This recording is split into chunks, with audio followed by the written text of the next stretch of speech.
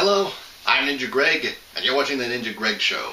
And this is my review of Victor Frankenstein, a movie starring Daniel Radcliffe, aka Harry Potter, and James McAvoy, aka Professor Xavier from X-Men First Class, in familiar but slightly different roles as Igor and Victor Frankenstein, respectively. This movie presents a new take on the Frankenstein legend, where it focuses more on the man rather than the monster. So, even though this movie is called Victor Frankenstein, it is told from Igor's perspective. He kind of narrates the story, and honestly, it feels more like his story, and Frankenstein is kind of secondary. It's interesting in giving a new twist on these established characters. I mean, Igor starts out in the circus, and yeah, he's a hunchback, and you can tell that he's just, up to this point, he's just life's punching bag. He has no name, he's abused, no one takes him seriously, but he's really smart, and he studies medicine whenever he's not performing as a clown, because let's face it, that's all a hunchback in the circus is really good for, other than being part of the freak show attraction. But yeah, he knows a lot about medicine and studies a lot about the human body and all of that, but no one takes him seriously. And then one day, when a trapeze artist named Lorelei has an accident where she falls and is rendered unconscious, Igor uses his medical expertise to save her life, because I don't really remember, and I'm not that big of a science guy, but it's like one of her bones got dislocated and something was pressing down on her rib cage, so she couldn't breathe properly. So, and then Igor had to reset a bone, I think her clavicle, in order to get her to breathe again. And of course, who should be attending the circus that evening but Victor Frankenstein himself?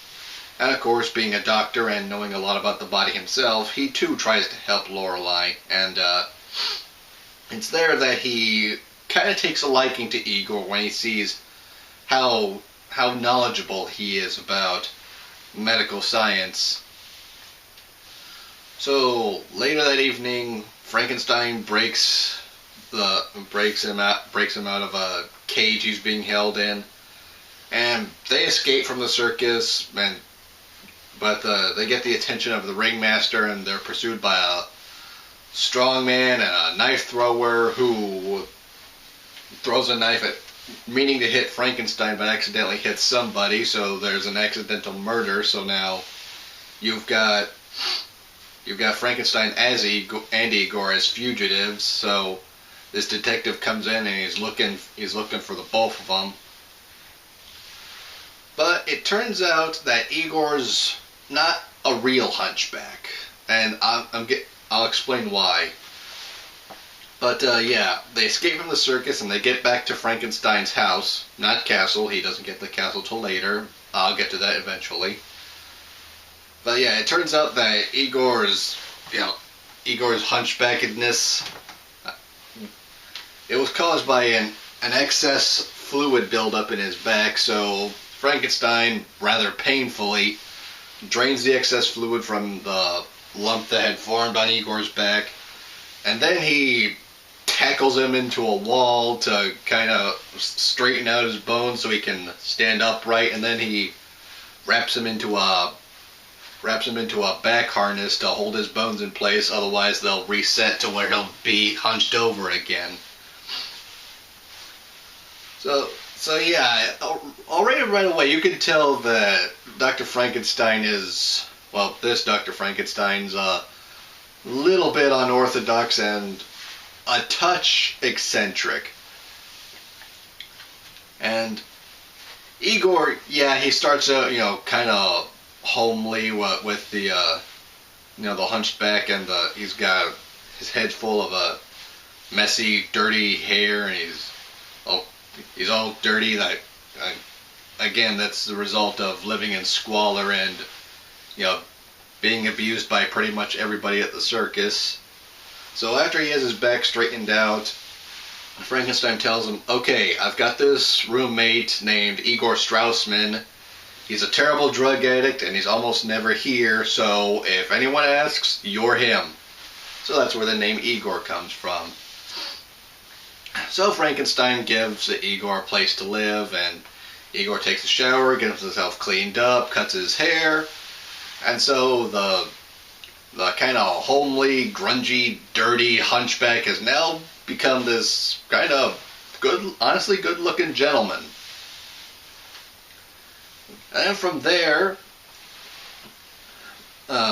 during a dinner scene, after their first night together, Frankenstein comes out and tells Igor, yo, I didn't save you out of the goodness of my heart or any kind of charity or all of that. I saw what you did with that girl, and I could use that brain of yours to help me with something I'm doing. And he doesn't tell him right away. He keeps him on a need-to-know basis. And you see Igor working on kind of restoring to life, you know, organs like making a heart beat again, making lungs breathe. And this is after Frankenstein has showed him a pair of eyes that he was working on, and he managed to bring a pair of eyes to life. So yeah, you see Igor working on part after part. And then eventually Frankenstein brings him into his full confidence and shows him the monster he's been working on, which is a chimpanzee made out of other different animals, so I'm going to call this creature Frankenchimp because that's basically what it is. After doing a brief experiment where they bring Frankenchimp to life for a couple of minutes, and by bring to life I mean he lays on the table and takes in a few breaths, they decide that it's time to demonstrate their ability to bring life from death. And so to a rather small group at the college that Frankenstein, I guess, works at,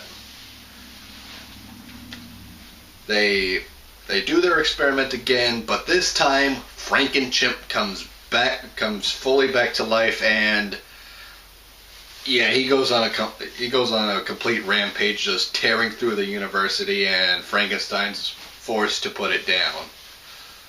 But one of the guys watching was kind of intrigued by what he saw and commissions Frankenstein and Igor to make a man. And one of the things I like about this movie is you kind of see the whole scientific method and all the scienciness behind everything that they do. Like what I mentioned earlier with Igor working on organs and getting those to work again. You see them kind of think of a way of, okay, how are we going to make a man monster this time?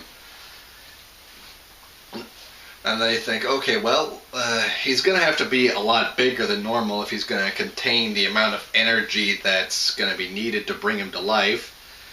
And he's also going to need extra organs to compensate for that extra size, so they give him 2 hearts, 2 sets of lungs. It's all very well done. And while I said this movie focuses more on the man, or men I should say, you do see the Frankenstein monster at the end, and I gotta say, it's one of the best looking versions of the Frankenstein monster I've ever seen. His skin's actually skin colored, and yeah, he's got stitches and staples and bolts and other kinds of metal protrusions all over his body, so yeah, this is definitely the Frankenstein monster.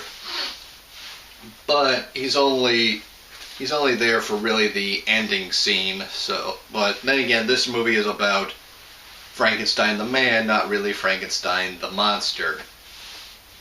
So it was all very interesting, and Yeah, I kind of like some of the nods to the tropes that are usually associated with the Frankenstein legend, like the fire scaring away the monster. Because one of the reasons Frankenchimp runs roughshod through the university is because it gets Igor scares it off with some fire. So while we don't have fire bad, yeah, fire is used to scare the monster once. Igor refers to Frankenstein as master again once, and it's during their presentation where they bring Frankenchimp to life.